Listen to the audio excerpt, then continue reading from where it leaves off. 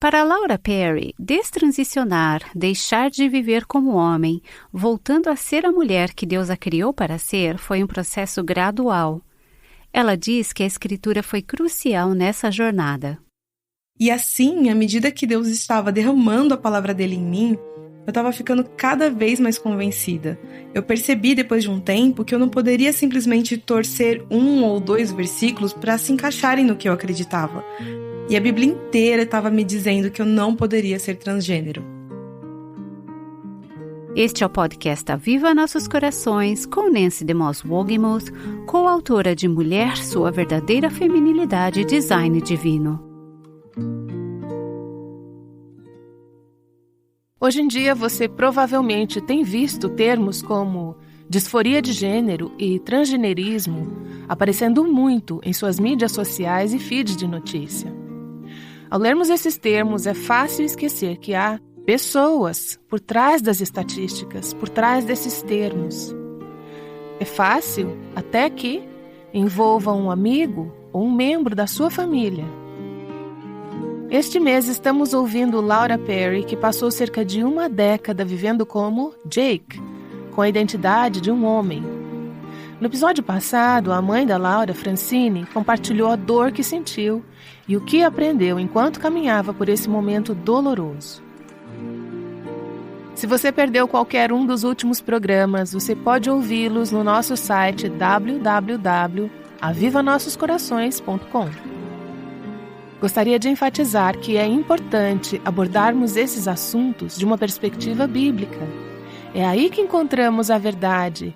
E a verdade não é apenas certa e verdadeira, é também boa e bela. Queremos aprender a alinhar nosso pensamento com o que Deus diz ser verdadeiro e correto, em vez do que é tantas vezes promovido através da mídia ou através de nossas outras instituições humanas. A Escritura diz em Gênesis 1:27 que Deus criou o homem à sua própria imagem, macho e fêmea Ele os criou. Então, alguns versículos depois, Deus diz que a sua criação foi muito boa. Então, como essa verdade se aplica a situações quando alguém que Deus fez para ser mulher diz: eu não me sinto mulher, sinto que sou realmente um homem. Ou diz: não quero ser mulher, quero ser homem. É normal alguém tentar fazer mudanças físicas para alterar seu gênero? Ou Deus nos programou com certas características que não podemos mudar, por mais que nos esforcemos? Essas são apenas algumas das perguntas difíceis que Raquel e Laura Perry abordam hoje no Aviva Nossos Corações. O episódio de hoje será um pouco mais longo do que o normal, mas tenho certeza que você será abençoada e encorajada com essa conversa fascinante e importante. Hoje vamos falar sobre um tema muito sensível e difícil e de muita polêmica na nossa cultura. Nosso objetivo é chegar ao cerne do que a palavra de Deus diz sobre gênero, disforia de gênero e transgenerismo. Nancy e Mary Cassian escreveram um livro Mulher, Sua Verdadeira Feminilidade e Design Divino para abordar a seguinte pergunta: quem devemos ser como mulheres? E quem os homens devem ser como homens? E este certamente é um tópico super atual. Quem somos nós como mulheres e homens? Recebi ontem uma carta de uma mãe de uma menina de 12 anos que foi orientada pela professora a ler um livro sobre um menino que sabia que era uma menina presa dentro de um corpo de um menino. Acho que sei o título desse livro, está circulando em muitas escolas públicas agora, não vou citar o nome. A mãe escreveu o seguinte: ela trouxe esse livro para casa e me mostrou. Eu disse: de forma nenhuma. E gentilmente enviei um e-mail para sua professora pedindo outra opção para a leitura. A professora disse que minha filha seria retirada do clube do livro se não o lesse. A professora, então, disse que ela teria que encontrar outro livro para ler sobre questões sociais e um parceiro para ler com ela. Acho que é extremamente importante que orientemos os pais sobre a resposta adequada frente a uma situação como esta e qual é a resposta do Evangelho a ser dada em vez da resposta precipitada. Eles devem correr para a diretoria da escola, boicotar a escola, devem tirar o filho da escola, devem deixar o filho ler o livro e ser exposto? Em algum momento essa criança será exposta mesmo. É um conjunto muito complexo de questões, e nossa convidada de hoje entende deste assunto. Ela é alguém que vocês vêm nos incentivando a ter no Aviva Nossos Corações há muito tempo. Sinto que há muitas credenciais que poderia citar aqui. Entre elas é que ela é uma escritora. Mas, na verdade, eu quero ressaltar um ponto principal em sua biografia hoje, e é o seguinte: Laura Perry é uma mulher incrível de Deus.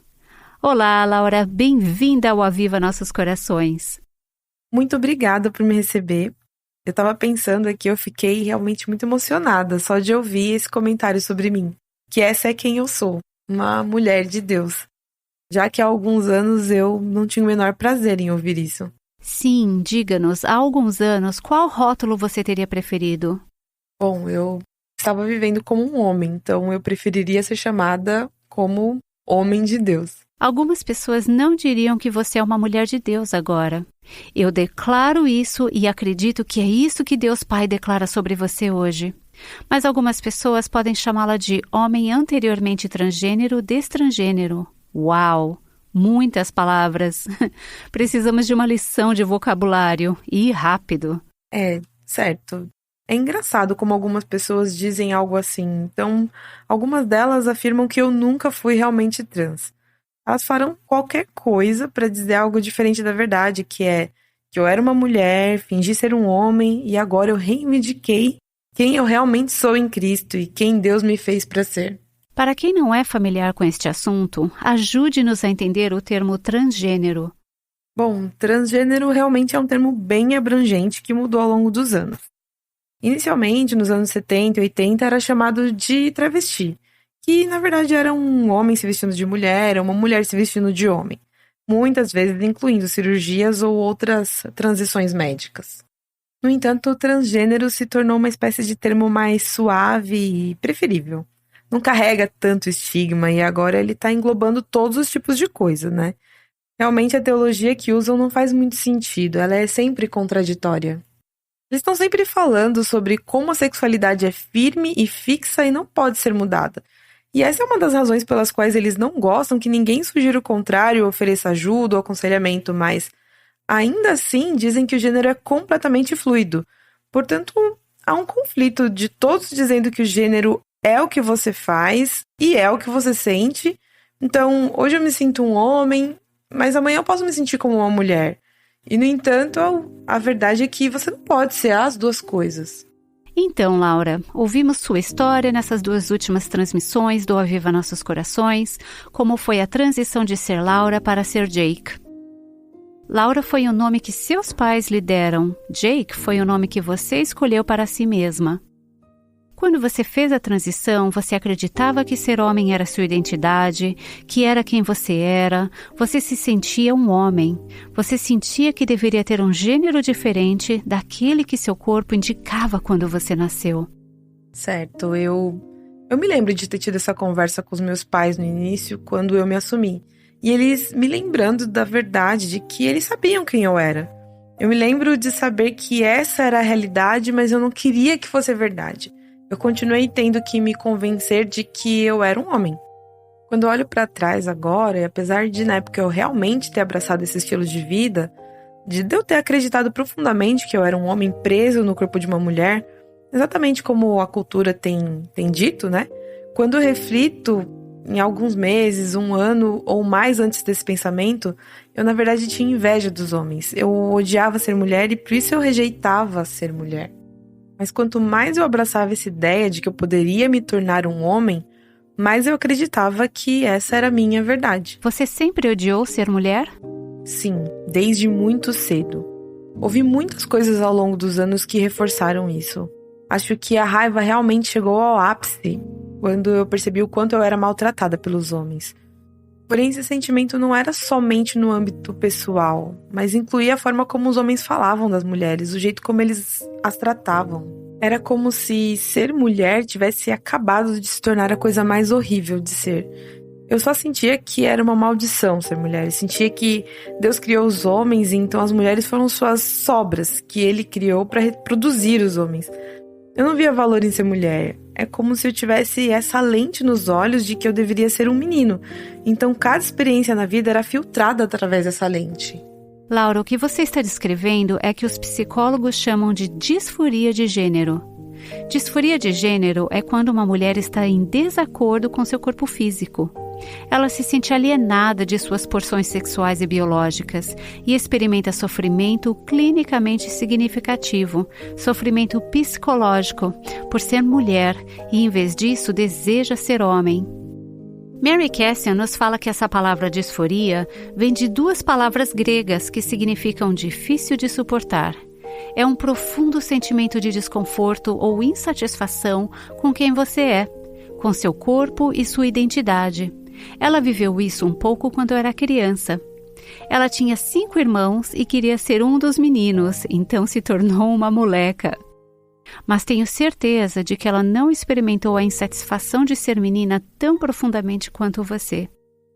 Quando você percebeu que seu gênero não se encaixava, que você era disfórica de gênero, que ser mulher era algo muito difícil para você suportar? Bom, mesmo na infância eu vivia nesse mundo de fantasia. Quando eu tinha uns 8 anos, eu comecei a escrever histórias sobre ser menino. Eu jogava videogame o tempo todo, fingindo ser esses personagens masculinos. Eu nunca tinha ouvido a palavra transgênero. A gente esquece, eu acho, o quanto a cultura mudou desde então, mas quando eu estava crescendo, eu não ouvia ninguém falando sobre esse assunto. Eu nunca tinha pensado, na verdade, em fazer transição para o sexo oposto. Isso era apenas uma espécie de fantasia, um desejo. Eu sabia que eu tinha inveja dos meninos, eu estava com raiva de Deus por ter me feito menina. Mas então, aos 25 anos, eu já tinha passado por inúmeros relacionamentos tóxicos e eu estava vivendo em todos os tipos de pecado sexual. Eu tinha um vício horrível em pornografia e quando a pornografia deixou de ser suficiente, eu comecei a conhecer homens aleatoriamente online. Eu estava muito desesperada para que os homens me amassem. Quando esses relacionamentos obviamente não davam certo, eu percebia como todos eles me deixavam muito destruída. E eu pensei, sabe, a razão pela qual eu nunca sou feliz nesses encontros, a razão disso nunca funcionar, é porque eu deveria ser o homem. Se eu fosse o homem, eu mostraria para eles como uma mulher deve ser tratada. Quando você disse eu queria ser amada, isso chamou muito minha atenção. Não é isso que todas queremos? Queremos isso tão desesperadamente. Estou pensando em um versículo agora, Provérbios 19:22. O que se deseja ver no homem é amor perene. Melhor é ser pobre do que ser mentiroso. Eu sempre pensava, que combinação estranha. Melhor ser pobre do que ser mentiroso? Bem, é melhor não ter e dizer eu realmente preciso ser amado do que simplesmente procurar amor em todos os lugares errados e nunca ficar realmente satisfeita, nunca ficar realmente plena. Acho que se você olhar no Antigo Testamento, na maioria das vezes quando se fala sobre amor inabalável ou amor infalível, a fonte é Deus. Mas geralmente não é onde procuramos, e certamente não foi em Deus que você procurou por esse amor. Esse é um ótimo ponto para qualquer jovem que esteja nos ouvindo. Eu passei por todo tipo de pecado sexual que você poderia pensar, e é muito insatisfatório. Antes de entrar pro transgenerismo, eu entrei em um site de relacionamento adulto e me tornei quase como uma prostituta sem sequer ser paga por isso. Eu estava simplesmente saindo com todos aqueles homens aleatoriamente online. Lembro que sempre havia uma empolgação e uma expectativa, tipo, talvez esse cara me queira. Então eu me sentia tão suja, tão envergonhada quando eu ia embora, e a volta para casa era simplesmente horrível, pois a culpa e a humilhação vinham sempre sobre mim. Eu me sentia como a pior das piores pessoas, como se eu não tivesse importância, como se eu não tivesse valor, que eu era apenas usada e descartada. Temos isso em comum, porque eu já estive nessa situação, nesse mesmo lugar, onde usei indevidamente o dom divino do sexo antes de me casar. Realmente foi uma experiência vazia. Sabe, eu acho que é porque quando experimentamos o presente sexual fora do design sonhado por Deus, que é um homem e uma mulher nos limites do casamento, então esse dom se torna uma falsificação. não é o que era para ser. Há duas palavras diferentes usadas no Antigo Testamento para a intimidade entre marido e mulher. Uma palavra é sobre saber, conhecer, tratar-se de intimidade, é sobre conectividade. Depois, há outra palavra no Antigo Testamento que fala sobre o pecado sexual. Significa basicamente trocar fluidos corporais. É simplesmente uma falsificação. Você ficou presa no físico e não chegou ao emocional. Você não conseguiu o que realmente estava procurando. Acho que quando tentamos preencher essa necessidade de amor com homens ou mulheres, ou pornografia, ou conexões vazias de qualquer tipo, isso nunca vai satisfazer. Nunca vai ser suficiente. Isso sempre vai levar ao vício e a um desejo por mais, porque não encontramos o que estávamos procurando. É uma mentira. Sim, com certeza. E na verdade esse é o ponto interessante a se tratar, porque nunca foi suficiente. E você sempre quer que seja mais emocionante, mais provocativo. Mesmo com a pornografia, era um buraco negro. Eu me lembro que, por fim, no último ano em que eu estava assistindo a pornografia, eu tinha tanta vergonha das coisas que eu estava vendo, eu pensava, eu não posso acreditar que eu cheguei aqui. Só que você sempre precisa de uma emoção maior. Então, Laura, você chegou ao ponto de decidir, ok, chega de ser mulher, vou abandonar essa vida e vou me tornar um homem. Conte-nos sobre esse processo. O que aconteceu naquele momento? Bom, começou justamente com esse desespero de deixar de ser mulher. Eu ainda não tinha ouvido a palavra transgênero, mas eu estava desesperada para de alguma forma consertar essa fragilidade em mim. E eu simplesmente não tinha desejo de ser mulher.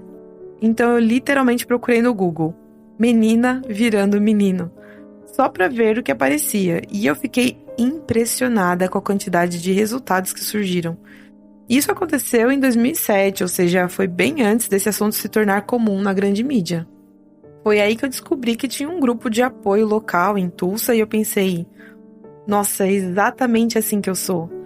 Fui à primeira reunião de apoio e 5 minutos depois de me conhecerem, eles disseram, uau, você é definitivamente trans. Nossa, foi um diagnóstico bem rápido. Sim, pois é, e claro, o líder e todos naquela sala, eles eram trans, então é claro que eles iriam me afirmar e dizer, sim, você é trans, porque todos eles querem essa afirmação para si mesmos.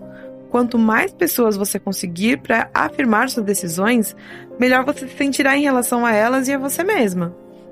E aí vem um ciclo de você fica em dúvida sobre essa questão, então você se fortalece através das afirmações de outras pessoas, e aí elas te reafirmam. E daqui a pouco voltam as dúvidas e os ciclos continuam. Laura, quantos anos você tinha? Eu tinha 25 anos e eu me lembro que a certo ponto da conversa com esse grupo de apoio, eu estava muito preocupada em nunca parecer um homem. E eles disseram, não se preocupe com isso, em 1 ano ou mais tomando hormônios, ninguém nunca vai saber que você era uma menina. E esse foi o anzol que realmente se fixou na boca do peixe. Era isso que eu queria ouvir a vida toda. Era como se eu pudesse me reinventar completamente, mas o que é surpreendente para mim é que essa é uma falsificação tão barata do inimigo. Meu amigo Dr. Everett Piper foi o primeiro a me trazer isso à tona. Ele teve uma influência enorme na minha vida e eu o ouvia na rádio. Em um dos seus discursos, ele disse que todos nós temos esse desejo de ser alguém que nós não somos. Nós temos esse desejo de ser recriados, porque nós devemos realmente nascer de novo. Porque nós estamos nessa natureza caída e nós não percebemos isso. Nós temos o desejo de ser alguém maior do que nós somos. O ponto é que Satanás está tentando nos vender essa falsificação barata de que nós podemos nos recriar a nós mesmas. Quando o que nós precisamos é de Deus para nos dar vida, para nos restaurar a quem fomos criadas e destinadas para ser. Que pensamento profundo! Todas nós temos o desejo de ser algo que não somos, porque Deus quer nos redimir, nos tornar o que Ele originalmente pretendia que fôssemos. Amo isso! Eu amo o pensamento atrelado a isso. A Bíblia diz que, portanto, se alguém está em Cristo, é nova criação. As coisas antigas já passaram, eis que surgiram coisas novas. 2 Coríntios 5,17. Era isso que você procurava, não é, Laura? Era algo que você queria deixar para trás. Sim. É interessante. Você sabia que teve um dia de conscientização des trans, que foi promovido e discutido no Twitter, onde muitas pessoas trans que haviam destransicionado estavam falando sobre suas experiências? Muitas delas trouxeram a ideia de que a razão pela qual haviam feito a transição era porque estavam tentando colocar um curativo numa ferida profunda e dolorosa de outro tipo. Elas haviam experimentado algum tipo de trauma ou abuso sexual, problemas de saúde mental ou tinham um ódio profundo por seus corpos. Em outras palavras, havia algo muito mais profundo acontecendo em seus corações que mudar seus corpos não resolveria. Você concorda com isso? Sim, com certeza. Há uma ferida profunda, desmedida, e se baseia na autorrejeição. E por qualquer motivo. Eu não gosto de mim, eu não gosto de quem eu fui criada para ser, eu não gosto de quem eu sou, então eu vou reinventar alguém que não sente essa dor, que as pessoas não odeiem. Eu vou ser alguém que as pessoas amam. E na minha cabeça, as pessoas amavam os homens. As mulheres não eram amadas, as mulheres eram descartadas e usadas. Ouvimos isso o tempo todo. Existem várias culturas e ambientes em que as mulheres são extremamente maltratadas e subestimadas. O movimento feminista nos diz que há um sistema patriarcal altamente arraigado que dá vantagem aos homens e trata as mulheres como segundo sexo. Essas mensagens são comuns e nós as ouvimos o tempo todo. E de alguma forma elas criaram raízes em você em um nível muito profundo. Sim, eu lembro que ainda na faculdade eu estava conversando com uma amiga minha sobre as minhas opiniões a respeito das mulheres. Eu estava rebaixando e degradando totalmente as mulheres. E eu me lembro de ter pensado, espera um minuto, eu sou uma mulher. E isso foi antes de eu fazer a transição. Eu tinha me tornado basicamente uma mulher machista, que odeia mulheres. Eu tinha desenvolvido isso por conta das experiências da infância e depois das coisas pelas quais eu passei na adolescência. E depois eu reforcei isso com a maneira como eu ouvia os homens falarem das mulheres há anos. Eu acabei desenvolvendo um profundo ódio pelas mulheres. Sim, é interessante. E estou abismada com o fato de você poder entrar em um grupo de apoio trans e em 5 minutos eles te diagnosticarem e dizerem: isso vai resolver todos os seus problemas. E fazer isso soar como algo normal. Você tinha essa antipatia extrema, quase ódio pelas mulheres, que não é muito politicamente correto em nossa cultura, se assim posso dizer. Por que alguém não disse, temos que consertar essa garota, tem algo de errado com ela? Por exemplo, precisamos ajudá-la a entender o valor das mulheres, mesmo que ela não queira ser uma. Por que isso não faria parte de uma conversa? Eu acho que isso volta à questão sobre como eles têm que se autoafirmar. Você não quer invalidar a transição de outra pessoa, porque isso pode levantar dúvidas sobre o fato de que talvez você também não seja trans. E, assim, ao se autoafirmarem como trans, eles reforçam a sua própria ideologia e a sua própria crença em si mesmo como trans. Porque ninguém quer encarar o sofrimento. É difícil enfrentar a dor e eu não queria tentar consertar essa menina ferida, porque eu achava que ela não tinha valor. Eu precisava ser outra pessoa. E eu acho que parte dos primeiros anos, quando eu já queria ser meu irmão quando criança, aconteceu algo que realmente reforçou essa ideia de que mulher não era boa. Quando eu tinha uns 8 anos de idade, eu fui molestada por um menino que era apenas 1 ano mais velho do que eu. E você se lembra da história de Tamar em 2 Samuel 13? Quando ela foi estuprada pelo seu meu irmão Amnon, e depois disso ele a desprezou e não queria mais nada com ela. Foi dessa forma com esse garoto que tinha me molestado. Ele não me rejeitou completamente a esse nível, mas ele realmente não ficou mais comigo depois disso. Havia esse sentimento de rejeição e eu pensava, ok, mas você me envolveu nesse relacionamento e agora você tá me jogando fora. Eu sentia que os homens tinham todo o poder na relação, como se a garota não tivesse voz nenhuma. Então, quando eu entrei no ensino médio, eu estava namorando todos aqueles rapazes e eu era simplesmente rejeitada e descartada repetidas vezes. Minha visão era, a mulher não tem poder, eu tô completamente sujeita a um homem me querer ou não querer. Quantas mulheres você conheceu na comunidade trans que estavam fazendo a transição para o sexo masculino? Você acha que tiveram experiências realmente dolorosas com homens assim? Infelizmente, eu nem sei. Porque a gente nunca conversava sobre isso. A gente conversava sobre as nossas vidas, na maioria das vezes, como se elas tivessem começado quando nós nos tornamos trans. De vez em quando nós falávamos muito vagamente sobre a infância, mas não com frequência. E isso principalmente no contexto de como os nossos pais tinham tanto ódio por nós. Mas raramente nós falávamos sobre a nossa própria dor. Conte-me mais sobre seus pais. Eu cresci em uma família cristã. Quando eu olho para trás, eles eram muito, muito diferentes. Eu acho que é porque eles me amavam de forma tão diferente. Em retrospecto, eu sei agora que a minha mãe me amava. Ela fez muito por mim. Ela simplesmente se matava tentando fazer coisas por mim, mas ela nunca passou muito tempo comigo. Ela estava sempre meio que querendo que eu fosse embora e a deixasse em paz para que ela trabalhasse. Ela era muito movida pelo trabalho, ao passo que o meu pai passava muito mais tempo comigo. Meu pai brincava comigo quase todas as noites. Ele ia a todos os jogos de futebol e a todas as competições de natação. Ele investiu uma grande parte do seu tempo comigo. Na verdade, se ele tivesse que ir a uma loja de autopeças, ele voltava para casa, me buscava e me levava com ele. Daí ele anunciava para quem estivesse na loja que eu era o anjinho dele. Então havia essa diferença extrema na maneira como os meus pais me amavam. Eu reconheço agora que ambos são amor, mas recebidos de formas muito diferentes. Na minha interpretação, a mamãe não me amava, porque ela não estava investindo o tempo dela comigo, assim como o papai fazia. Então você entrou em uma comunidade trans, onde te disseram que se você fizesse a transição, seria a resposta para a sua dor e você seria feliz. Foi quando você decidiu que faria a transição. Diga-me, quais foram seus primeiros passos nessa jornada? Bom, em primeiro lugar, eu tive que começar indo a um psicólogo. Eu não tinha nenhum interesse em aconselhamento, mas isso era uma exigência legal na época para iniciar a transição. Eu tive 3 sessões obrigatórias com essa terapeuta e na terceira sessão ela abaixou o caderno, olhou bem nos meus olhos e disse: "Uau, você realmente tem um problema com a sua mãe." Eu fiquei tão atordoada, eu pensava: como nós fomos de eu falar sobre eu ser homem para falar da minha mãe? Eu não tinha visto conexão, eu fiquei com muita raiva.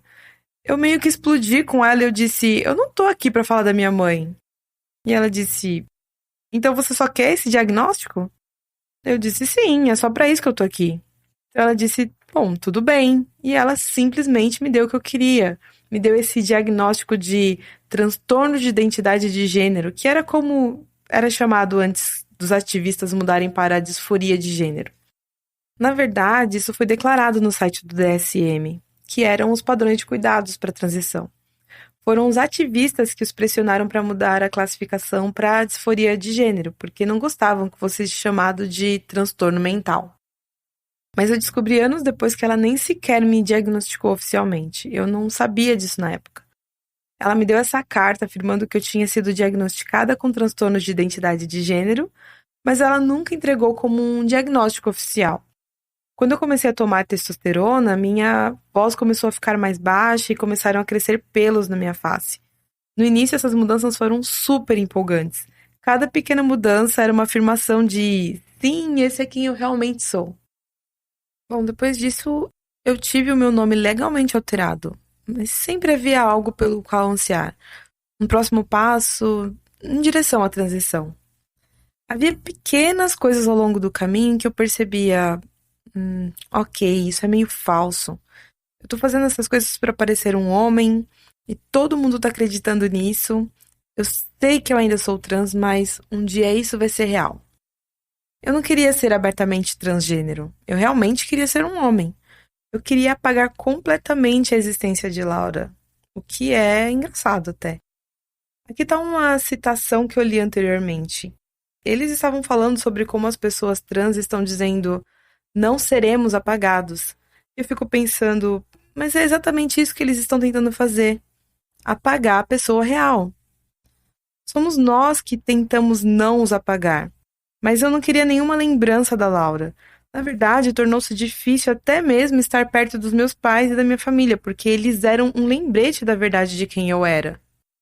Então eu também quero que isso seja um encorajamento para os pais e familiares. Se os seus filhos que estão se identificando como trans e não estão querendo estar perto de vocês, é porque há algumas batalhas acontecendo.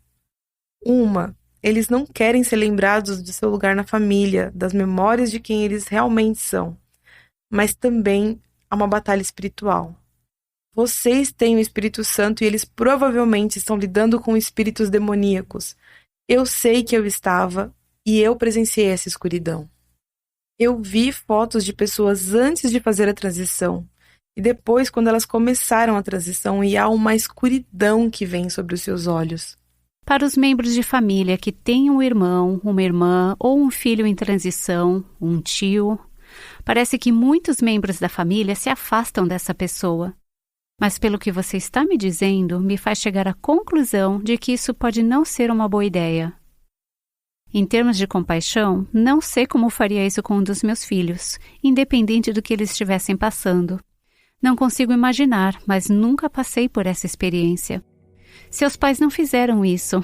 Deve ter sido um caminho muito difícil, mas me parece, pelo que você está relatando, que foi bom estar com eles do ponto de vista de transformar sua mente, porque isso a lembrou de quem você é. Sim, eu era constantemente lembrada de quem eu realmente era.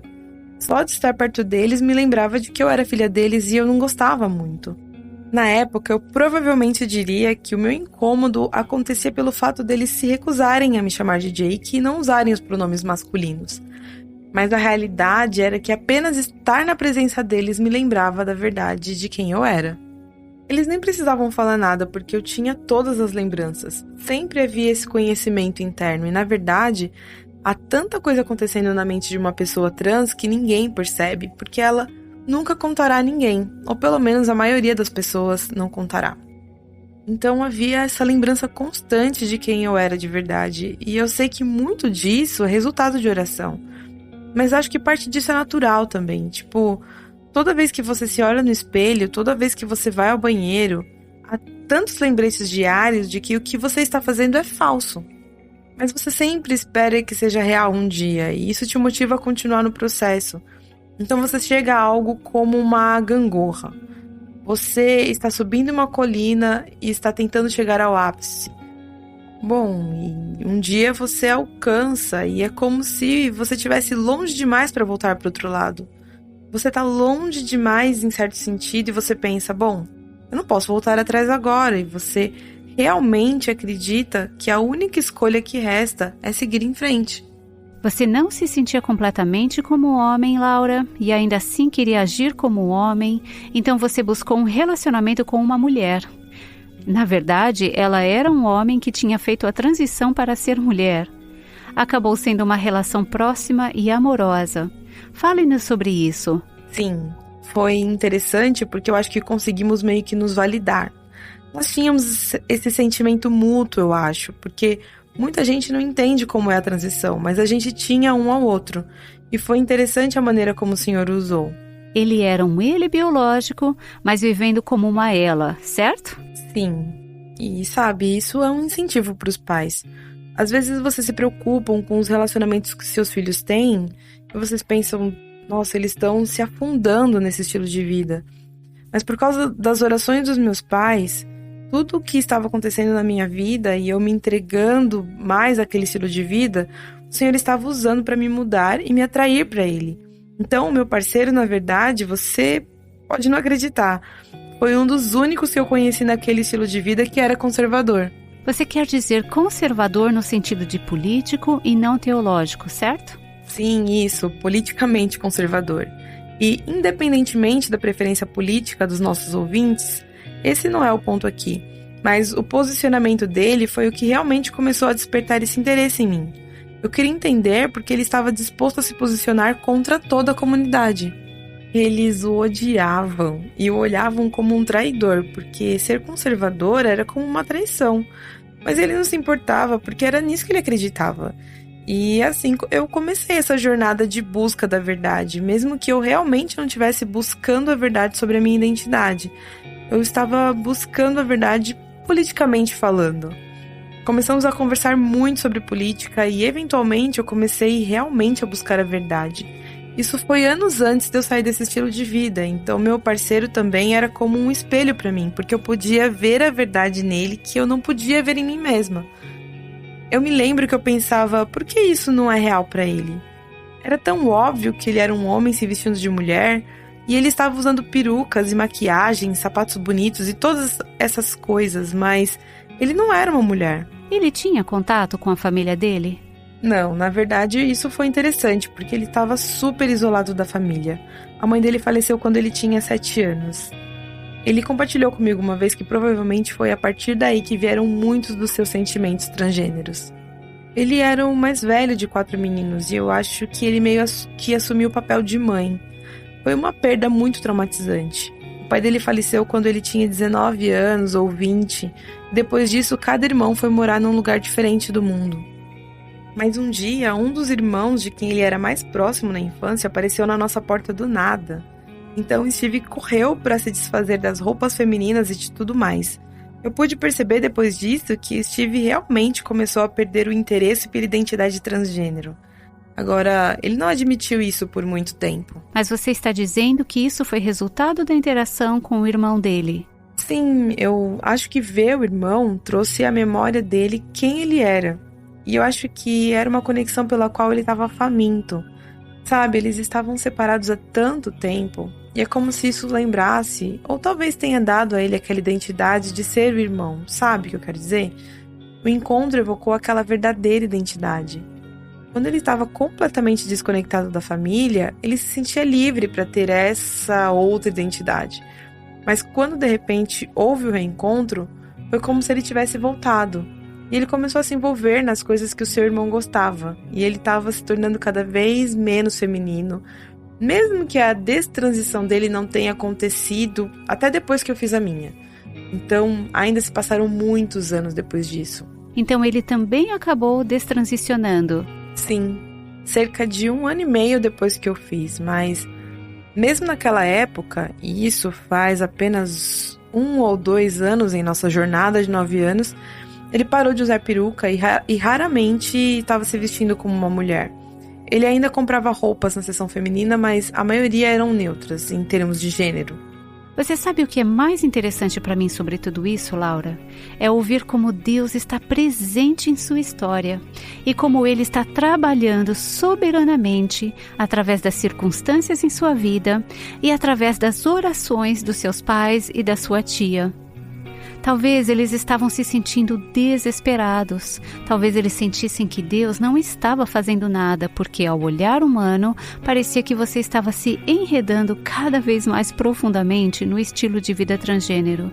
E, no entanto, de alguma forma, Deus estava trabalhando em meio a tudo isso. É incrível para mim que Deus nos ama independentemente das escolhas que fazemos. Ele não desiste de nós, mesmo quando desprezamos e nos afastamos. Ele buscou um relacionamento com você, Laura, e ele fez isso muito antes de começar a convencê-la sobre seu estilo de vida. Como você virou a página? Quando você começou a ver que Deus era real e que Ele queria um relacionamento com você? Bom, começou muito cedo, na verdade. Eu olho para trás e fico impressionada com o quanto Deus estava me atraindo. Eu nem percebi isso até mudar meu estilo de vida e começar a contar minha história. Eu comecei a me lembrar de todas essas formas que Deus estava indo ao meu encontro. Eu me lembro de uma época que eu estava tendo sonhos. Não era como se eu estivesse ouvindo a voz de Deus falando comigo, mas era através dos sonhos que Ele estava me lembrando da verdade o tempo todo. Eu sonhava que eu estava sendo deixada para trás na volta de Cristo e coisas do tipo. Eu sempre tive essa consciência, um medo de saber que eu não estava bem com Deus, mas eu afirmava que eu não queria estar. Eu queria seguir o meu próprio caminho. Mas uma das experiências mais fortes que eu tive foi um sonho certa vez. Eu sonhei que a minha sobrinha tinha caído da escada e quebrado a cabeça. Ela tinha uns 2 anos e ela tinha morrido. Eu acordei e eu estava soluçando de tanto chorar. Eu levei umas 2 horas para perceber que tinha sido um sonho e que não era real, não havia acontecido de verdade. Mas eu me senti compelida a orar por ela. E eu nem estava orando naquela época, mas eu tinha crescido em uma família cristã, então eu pensei, eu deveria orar por ela. 2 dias depois, Ela caiu da escada, bateu e quebrou a cabeça. Mas ela viveu e eu pensei, uau, eu acho que Deus me disse isso para que eu orasse por ela. Foram várias intervenções de Deus na minha vida usando as circunstâncias. Eu tive outro momento no ano da minha transição que ainda escutava músicas horríveis. Eu lembro que meu pai ficou super decepcionado comigo porque ele encontrou a minha coleção de CDs. Eu tinha Godsmack, Metallica, Nirvana e todas aquelas bandas repulsivas que eu estava ouvindo na época. Eu me lembro de um dia ficar tão zangada com aquelas músicas, eu pensei, eu tô cansada dessa música, ela me deixa com tanta raiva, eu não aguento mais ficar com raiva o tempo todo. Então eu troquei de estação e parei numa música cristã pela primeira vez em anos. E eu comecei a chorar descontroladamente. A presença de Deus encheu meu carro. E isso foi 1 ano em uma jornada de 9 anos. Mas Deus estava me atraindo a Ele e nunca me abandonou. Durante todo esse tempo, Ele estava intervindo na minha vida. Lembro de uma vez que eu estava ouvindo um programa de rádio que eu costumava ouvir há anos e o apresentador não era contrário ao estilo de vida LGBT. Ele sempre falava sobre liberdade. Mas ele fez uma pergunta um dia: por que é que os transgêneros sempre querem mudar seu corpo para combinar com sua mente e não apenas mudar a sua mente para combinar com seu corpo? E eu lembro que eu não sabia como responder essa pergunta. Eu fiquei tão revoltada com essa pergunta porque eu não queria admitir que isso era possível. Eu lembro que eu não conseguia tirar isso da minha cabeça. Então eu só continuei lutando e lutando com essa questão. Eu me lembro de ter ficado extremamente irritada com a possibilidade de ser concebível mudar de ideia em vez de mudar de corpo. Não sei se você sabe, mas por vários anos a Universidade John Hopkins suspendeu a cirurgia de redesignação sexual, porque eles testemunharam isso repetidamente na comunidade transgênero. Eles operavam o corpo de alguém para ser do gênero que aquela pessoa queria. Porém, o que de fato estava despedaçado não era reparado, apenas os corpos estavam alterados. Eles decidiram suspender completamente as cirurgias. Devo dizer, porém, que eles retomaram as cirurgias novamente agora, mas por um grande período de tempo, muitos anos, eles barraram por essa razão. Mas, Laura, em algum momento você se sentiu feliz quando finalmente abandonou todos os vestígios físicos da feminilidade e abraçou uma identidade masculina? Foi um paradoxo, porque sim, eu estava feliz de certa forma. Eu fiquei feliz com a identidade, fiquei feliz com o estilo de vida, mas era sempre um vislumbre da felicidade que eu teria um dia. Meu pensamento era, um dia tudo isso será real. Por ora, esse é o processo para atingir aquele objetivo. Mas eu fui percebendo que as circunstâncias não estavam tornando isso real. Eu lembro do meu primeiro emprego, onde eu era conhecida apenas como homem, e eu pensei, finalmente, as únicas pessoas que sabiam do meu passado eram minha família e o meu parceiro, e eu tinha muito pouco contato com a minha família. Então eu pensava, agora que ninguém sabe, eu posso ser apenas um homem. Eu posso simplesmente seguir com a minha vida e posso deixar tudo aquilo no passado. Mas eu me lembro que eu comecei a ser assombrada tentando manter a minha identidade. Era constante. Demandava um grande esforço da minha parte. Sempre que eu ia falar alguma coisa sobre a minha infância, eu pensava, eu não posso falar que eu era uma escoteira, mas sim um escoteiro. Eu não posso falar que eu fiz parte do time de softball, que era só para as meninas. Tinha que falar que eu tinha jogado beisebol. Eu não podia falar nada sobre os meus ex-namorados. Todos achavam que eu era apenas um homem hétero. Então, uma vez, acidentalmente, eu contei uma história enorme sobre o meu ex-namorado para minha chefe, e ela ficou tão confusa. Por mais que eu fosse feliz, de certa forma, minha vida também se tornou um inferno. O suficiente para que você decidisse fazer a destransição. Bom, não foi a insatisfação com o estilo de vida que me levou à destransição, porque eu ainda não queria ser uma mulher. Todo mundo achando que eu era um homem ainda era melhor do que a identidade feminina. Eu não queria ser vista como uma mulher. Na verdade, não tem outra explicação a não ser o fato de que Deus se apoderou do meu coração e começou a me transformar. E eu entendi que Ele estava me atraindo. Foi aí que Ele realmente me levou a destransicionar e retornar a quem Ele havia me criado para ser. Finalmente eu percebi que, porque Ele havia me criado, somente Ele poderia definir quem eu era. Há um versículo em Isaías 29:16 que diz: vocês viram as coisas de cabeça para baixo, como se fosse possível imaginar que o oleiro é igual ao barro. Acaso o objeto formado pode dizer àquele que o formou, ele não me fez? E o vaso poderá dizer do oleiro, ele nada sabe fazer? Foi a esse ponto que eu cheguei. Eu pensava, bom, eu posso me identificar com o que Deus me fez para ser. Eu posso continuar a me definir, mas eu sabia que isso nunca seria real. Laura, quando você teve esse encontro real com Deus, você ainda era o Jake. Quando ele a chamou e a atraiu para a fé em Jesus, você era Jake. E então você começou a crescer espiritualmente, mas demorou um pouco até você admitir sua culpa e chegar ao ponto de perceber que precisava lidar com a questão de sua identidade sexual e o fato de você se ver como homem. Conte-nos como isso aconteceu. Sim, eu fui sendo confrontada. Levou cerca de 1 ano e meio entre a minha salvação e o processo de reversão. Deixe-me pausar um segundo, porque muitas pessoas vão achar difícil de acreditar nisso. Então conte-nos, quão genuína foi essa salvação? Era real? Você simplesmente não sabia como ia resolver tudo isso ainda. Era isso? Sim, certo. Quando eu fui salva, eu tive esse encontro incrível, onde eu soube sem sombra de dúvida que eu tinha sido salva. Eu sabia que eu era uma nova criatura, o meu coração estava completamente transformado. Eu voltei ao trabalho e tudo que eu queria fazer era ouvir hinos e as escrituras e tudo foi voltando. Eu liguei para minha mãe um dia para contar o que tinha acontecido e ela teve a convicção da minha mudança só de ouvir o tom da minha voz. Eu lembro que eu estava assistindo todos os tipos de filmes de terror e coisas assim à noite e me lembro de ser confrontada pelo Espírito Santo quando eu pensei, meu Deus, Deus está me transformando. Eu sabia que não poderia continuar assistindo aqueles tipos de filme e essas coisas. Essa foi a primeira coisa que eu me lembro.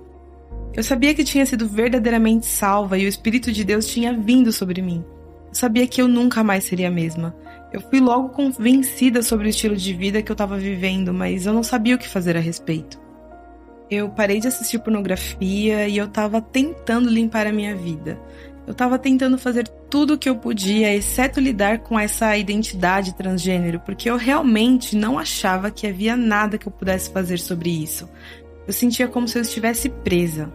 Eu passava o dia ouvindo a Bíblia em áudio ou algum estudo bíblico, algo do tipo, todo dia, o dia todo. Deus estava derramando a sua palavra em mim. Um dos versículos da minha vida é Salmo 107:20, que diz: Ele enviou a sua palavra e os curou e os livrou da morte. E assim, à medida que Deus estava derramando a palavra dele em mim, eu estava ficando cada vez mais convencida. Eu percebi depois de um tempo que eu não poderia simplesmente torcer 1 ou 2 versículos para se encaixarem no que eu acreditava. E a Bíblia inteira estava me dizendo que eu não poderia ser transgênero. Isso porque a Bíblia toda fala sobre como Deus é o Criador, que Ele é o Senhor e Mestre. Nós devemos segui-lo e Ele nos ama e Ele cuida de nós. Ele quer um relacionamento conosco, mas tem que ser em seus termos. A questão é que eu não queria lidar com o meu pecado. Estava ficando brava com Deus de certa forma porque eu pensava, o que eu devo fazer? Basta aparecer no meu trabalho com um vestido e dizer, brincadeirinha, na verdade eu sou uma menina. Desculpa, eu menti para todos vocês por 4 anos. Entende? Eles nem mesmo suspeitavam que eu era trans. E o que fazer com seu parceiro? Essas são questões profundas em seu coração que precisavam ser sacrificadas. Certo. Laura, eu só quero rebobinar a fita aqui, de volta ao ponto em que você realmente decidiu vir a Cristo. Você estava vivendo o estilo de vida trans. Você estava se apresentando para o mundo como um homem. Seu chefe e as pessoas com quem você estava trabalhando pensavam que você era um homem. Você estava em um relacionamento com uma mulher trans. Então sua mãe pediu que você ajudasse com um site dela de estudo bíblico e a palavra de Deus começou a trabalhar em seu coração. Em que momento você disse sim a Jesus? Você se lembra desse momento? Sim, na verdade foi um processo de alguns meses em que ele realmente estava começando a me tirar daquela vida. Na verdade, em determinado momento eu acho que eu me libertei de um espírito demoníaco. Foi uma diferença da noite para o dia no meu pensamento. Era como se os meus olhos tivessem sido abertos. Foi como aconteceu com o apóstolo Paulo quando as escamas caíram dos seus olhos. Eu estava tão convencida de que eu não poderia mais ser transgênero que eu assinei um boicote de uma rádio que eu escutava contra a Target por causa das suas políticas de uso de banheiro. Eles estavam permitindo que qualquer pessoa entrasse em qualquer banheiro, independentemente de estarem passando pela transição ou não. Qualquer um poderia simplesmente dizer: eu sou uma mulher hoje, e entrar no banheiro feminino. E eu assinei o boicote da Target porque eu sabia que não poderia ser mais transgênero, mas não sabia o que fazer a respeito. Eu acreditava que eu não poderia ser mulher novamente. Então era como se eu estivesse desesperadamente esperando que Deus me deixasse esquecer tudo isso e me permitisse viver como se eu fosse um homem. Mas ele continuou tocando no meu coração. Eu lembro que em determinado momento eu liguei para minha mãe para perguntar o que ela estava ensinando em seus estudos bíblicos. Eu pensava que eu não poderia ser mulher novamente. Então era como se eu estivesse desesperadamente esperando que Deus me deixasse esquecer tudo isso e me permitisse viver como se eu fosse um homem. Mas ele continuou tocando no meu coração. Eu lembro que em determinado momento eu liguei para minha mãe para perguntar o que ela estava ensinando no seu estudo bíblico. Ela estava ensinando sobre o tribunal de Cristo e eu fui super confrontada pelo que ela me falou. Eu fui para casa e me joguei no chão. Eu sabia que eu não estava bem com Deus. Por mais que eu fosse zelosa pelo Senhor e estivesse compartilhando a minha fé com os meus amigos, eu sabia que eu ainda estava vivendo para minha própria carne de muitas maneiras. Então eu disse: Deus, o que o Senhor quer de mim? Quero ouvir: muito bem, servo bom e fiel. O que eu preciso mudar? E o Senhor me fez uma pergunta. Ele disse: se você estivesse diante de mim hoje à noite, qual nome eu usaria? E eu disse: peraí, isso não é justo. Eu sei que eu errei, eu sei que eu não deveria ter feito a transição, mas agora é tarde. Mas eu sabia que ele não ia me chamar de Jake. Ele me lembrou de João, capítulo 1, onde as escrituras dizem: o próprio Jesus Cristo é o Criador. E ele disse: você não pode alegar que me ama e, no entanto, rejeitar a minha criação. E houve um momento em que eu pensei que eu estava sendo condenada. Eu pensei: não há nada para mim. Se Deus não me vê como Jake, então não há esperança, porque eu não posso voltar a ser Laura. Havia tanta dor e eu nem sabia por quê. Eu realmente não entendia nenhuma das questões que me levaram a esse estilo de vida. Quando eu entrei nesse estilo de vida, eu realmente acreditei que eu era apenas um homem preso no corpo de uma mulher. Eu sabia que toda vez que eu pensava em ser mulher, era como se uma faca penetrasse no meu coração. Então eu pensei que eu estava sendo condenada. Mas com a voz mais amorosa que eu já ouvi em toda a minha vida, ele sussurrou para mim e disse: deixa eu te dizer quem você é. Foi isso que começou a me libertar. Eu percebi que ele havia me definido e me criado com um plano, um propósito e com uma identidade. Eu não estava aqui só por causa da biologia. Eu estava aqui porque ele criou uma pessoa específica. E é isso que a palavra de Deus diz, que fomos criados para boas obras em Cristo Jesus antes da fundação do mundo.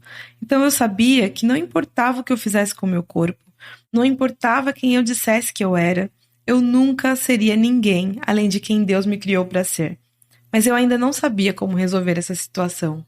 Isso me faz lembrar do Salmo 139, a conhecida oração onde Davi diz ao Senhor: tu criaste o íntimo do meu ser e me teceste no ventre da minha mãe. Eu te louvo porque me fizeste de modo especial e admirável. Tuas obras são maravilhosas, disso tenho plena certeza. Meus ossos não estavam escondidos de ti quando em secreto fui formado e entretecido como nas profundezas da terra. Os teus olhos viram o meu embrião. Todos os dias determinados para mim foram escritos no teu livro antes de qualquer deles existir. Sabe, é surpreendente como Deus nos conhece intimamente antes de nascermos e quão cuidadosamente e intencionalmente Ele nos une. Acho que aquele que nos projetou nos define. E é o que declara o testemunho de Laura. Eu sei que em algum momento, Laura, você entrou em contato com uma cópia do Design Divino, um estudo bíblico que foi escrito por nossas queridas Nancy DeMoss Wogemuth e Mary Cassian. Então eu adoraria ouvir como isso ajudou na transformação do seu processo de pensamento. Quando eu iniciei a mudança do meu estilo de vida, eu estava fazendo isso em obediência a Cristo, mas eu não tinha interesse em ser mulher. Apesar de eu estar obedecendo, tudo isso ainda era muito, mas muito doloroso para mim. Mas eu percebi que uma vez que a mentira do transgenerismo se quebrou, eu só estava caminhando. Eu estava em um grupo de discipulado com outras garotas e eu estava me esforçando muito. mas eu ainda não sentia que eu me encaixava com as mulheres. Meu pensamento era, bom, essa é a minha cruz, é a cruz que eu tenho que carregar. Esse é o meu sacrifício pelo Senhor. Então, esse grupo de discipulado, eles iam começar nesse estudo de design divino. E eu tenho que ser honesta, no começo eu não queria participar. Eu não estava interessada em ouvir sobre feminilidade bíblica. Eu me lembro de olhar para aquele livro e você deveria ver as minhas anotações do primeiro capítulo. Eram do tipo, essa pergunta é tão idiota, isso não me cabe, e blá blá blá. Mas quando eu comecei a ler de verdade, meu coração começou a mudar. O Senhor começou a me mostrar como é lindo ser mulher e como é especial e o que representa. Eu acho que eu me lembro especialmente de ler sobre como homens e mulheres exibem o Evangelho e a perfeita complementaridade deles. Na verdade, foi isso que começou a mudar meu coração. Comecei a ver que o design de Deus para a mulher é bom, não importa o que o mundo diga. É engraçado, Laura. Enquanto você fala, não posso deixar de pensar na minha própria jornada. Eu acreditava intelectualmente que o plano e o projeto de Deus para a feminilidade estavam certos muito antes de sentir no fundo do meu coração que também eram bons e belos. Intelectualmente, eu escolhi acreditar no que Deus disse, porque Ele é Deus e eu não sou. Mas emocionalmente eu não estava totalmente de acordo com toda essa coisa de feminilidade. Mas eu me lembro do momento que isso mudou. Eu estava sentada em minha mesa, meditando em uma passagem específica das Escrituras, e o Espírito Santo abriu meus olhos para entender o quão profundamente Deus estima as mulheres e como Ele criou a feminilidade para ser uma parte preciosa e incrível de sua história. O Senhor me revelou naquele dia que, em última análise, quem eu sou como mulher não é sobre mim. É sobre mostrar a glória do Evangelho e sobre contar a história de Jesus. Foi um momento profundo. Em um instante, fui dominada pela beleza e pela santidade do design de Deus e comecei a chorar e chorar. Aquele encontro me transformou, porque a partir daquele momento não só acreditei que o caminho de Deus estava certo, como também fui convencida de que era belo e bom. Sabe, na nossa cultura, constantemente nos deparamos com uma visão negativa das mulheres e da feminilidade. Ouvimos mentiras sobre a feminilidade e mentiras sobre o sistema patriarcal que nos mantém oprimidas. Dizemos que precisamos lutar contra os homens ou ser como os homens, ou que os homens têm mais valor do que nós como mulheres, e adquirimos todos os tipos de crenças negativas sobre a feminilidade da nossa cultura e de vivermos num mundo quebrado. E quando Cristo começa a desembalar isso e remover as camadas, os nossos olhos são abertos e pode ser doloroso, mas também traz cura e redenção. Mas me conta mais, Laura. Como Deus começou a abrir seus olhos e ministrar a você em relação a quem você é como mulher. Sim, então eu me lembro de decidir dar alguns pequenos passos. Você sabe que eu não era casada na época, então eu não tinha marido, mas eu trabalhava na igreja. Então eu pensei assim, bom, vou praticar algumas dessas coisas com os homens da igreja. Vou pôr em prática o que aprendemos sobre respeitá-los, afirmando sua liderança e a sua autoridade e encorajando-os. Quando eu comecei a fazer essas coisas, eu comecei a ver o fruto disso e como aquilo funcionava. Eu estava sendo mais respeitada. Havia uma paz tão grande em mim que eu comecei a ter essa grande alegria em vê-los se destacando como homens, não sendo agredidas pelas mulheres. Então, isso começou a confirmar tudo que eu estava lendo. Eu comecei a entender realmente que nós recebemos amor dos homens. Não tentando ser melhores do que eles e nem tentando provar que nós estamos acima dele.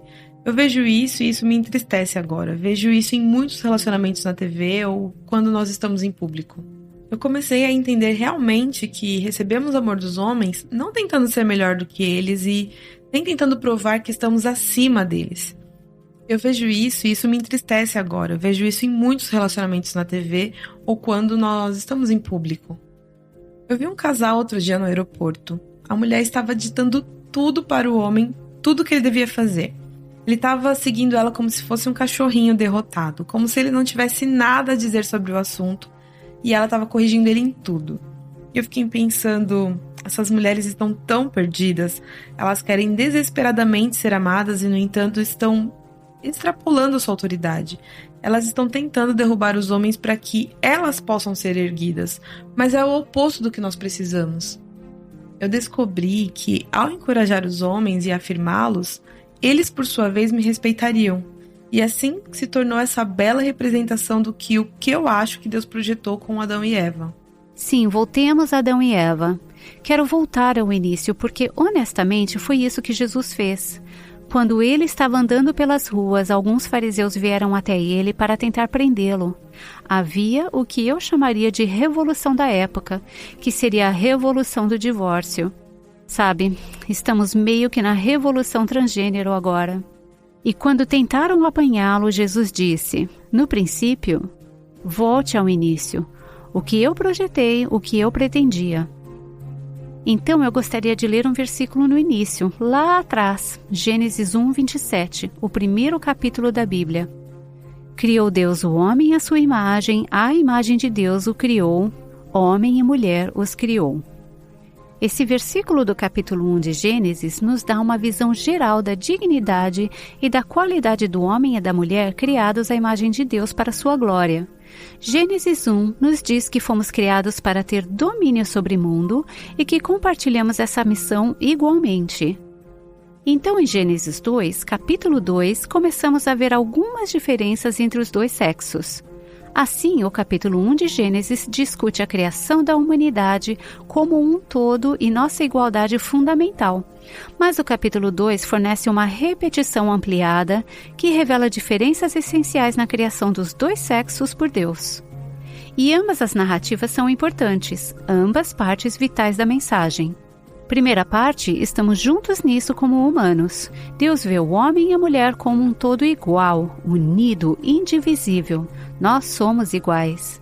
Segunda parte, Deus nos criou de forma diferente. Macho e fêmea não são cópias um do outro. Somos seres complementares. Masculinidade e feminilidade não são a mesma coisa e não são intercambiáveis. Deus nos criou exclusivamente masculinos ou exclusivamente femininos e não somos iguais nesse sentido, nem devemos tentar ser. Laura, o que vem à sua mente quando você ouve esse versículo, como uma mulher maravilhosa de Deus? Essa será minha biografia para Laura Perry, que sofreu com a dor do transgenerismo e da transição voltando a ser mulher. O que esse versículo significa para você? Acho que agora que eu estou desse lado, eu entendo que o projeto de Deus é melhor e que eu nunca poderia me recriar. Eu vejo a beleza no que ele criou e porque Deus não tinha que criar homem e mulher. Eu realmente meditei sobre isso uma vez. Deus poderia ter acabado de criar um bando de seres assexuados. Por que ele criou homem e mulher? Me diga, por quê? Eu acho que por vários motivos. Eu acho que é colocar o evangelho em exibição, como Mary e Nancy falam em seu livro, para representar a união de Deus com o homem. Mas também acho que é para simbolizar essa grande necessidade por algo que está faltando. Tipo, se perdermos parte do nosso corpo, por exemplo, eu já ouvi falar de pessoas que tiveram uma perna ou um braço amputado ou algo assim. Há essa dor fantasma e você anseia por ter esse membro do seu corpo de volta. Acho que há essa grande necessidade um do outro. Na verdade, isso fomenta um grande desejo de amor. E isso não existiria lá se nós fôssemos todos do mesmo sexo. Há uma falsificação tão barata que Satanás oferece, assim como você mencionou anteriormente, essa ideia de fazer sexo em vez de fazer amor, nessa conexão íntima verdadeira. Acho que há uma diferença enorme quando você está realmente transmitindo a sua alma. Claro que o Evangelho é uma das razões pelas quais talvez Deus tenha nos criado distintamente homem e mulher. Mas isso também pode ser um reflexo de ele ser um ser social. Deus é um ser social. Na relação entre os membros da Trindade, vemos uma profunda unidade. Deus é um. Ao mesmo tempo, a Bíblia revela que o Pai, o Filho e o Espírito Santo interagem de maneiras distintas.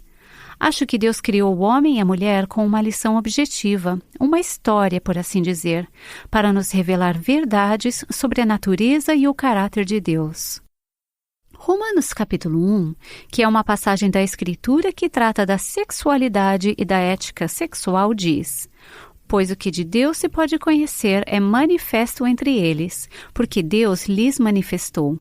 Pois desde a criação do mundo, os atributos invisíveis de Deus, seu eterno poder e sua natureza divina têm sido vistos claramente, sendo compreendidos por meio das coisas criadas. Versos 19 e 20.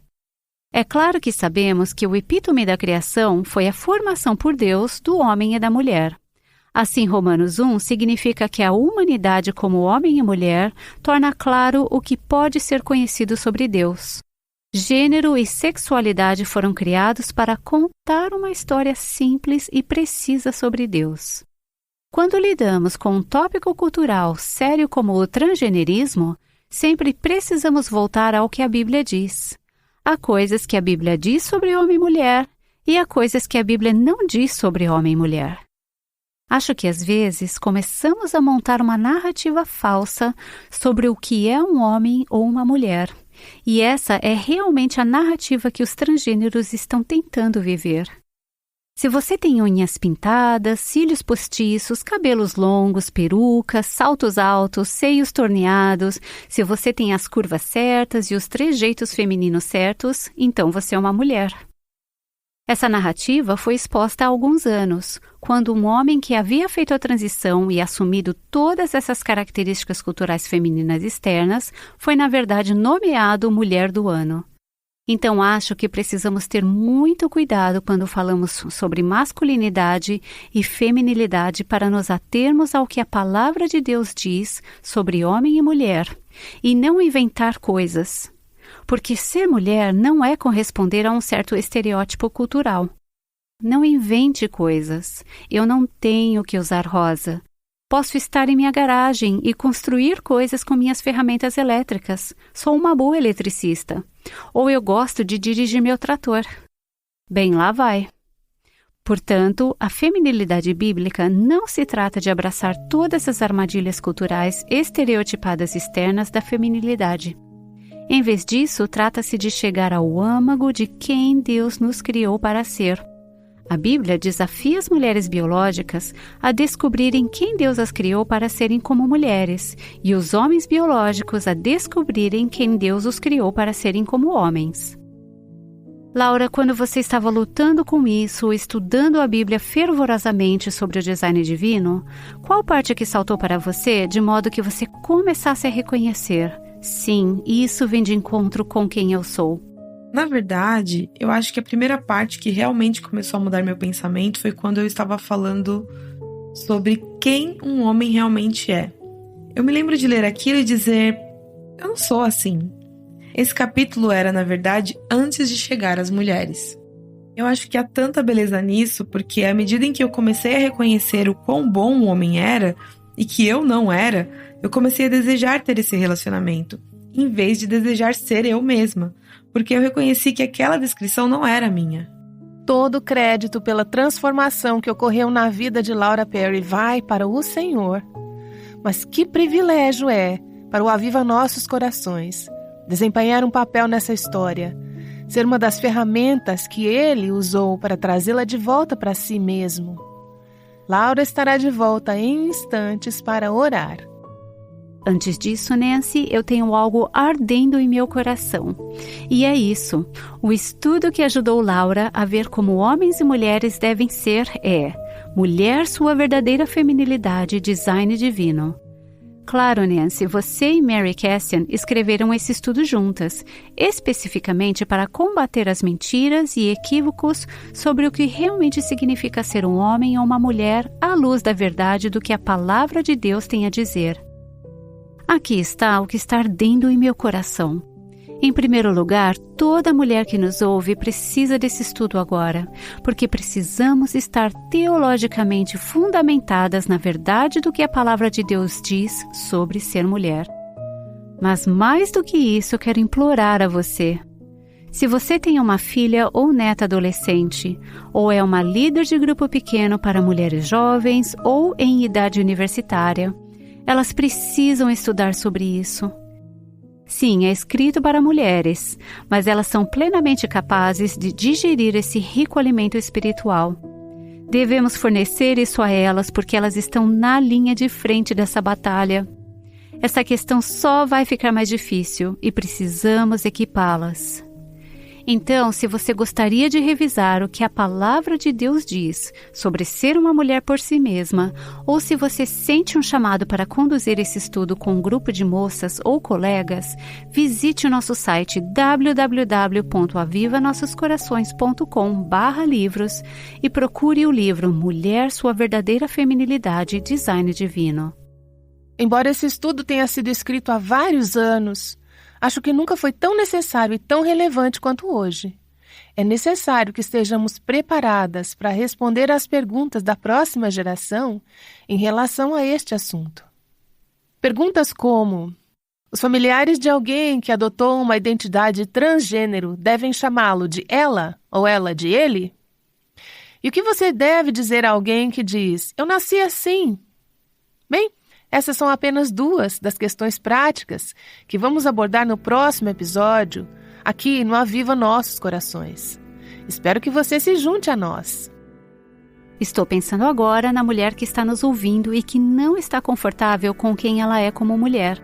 Ou talvez até mesmo no homem transgênero, que está ouvindo e sente um eco do chamado de Deus no fundo de seu coração, ou na avó que está orando por aquela querida, ou na mãe que enche o seu travesseiro com lágrimas todas as noites.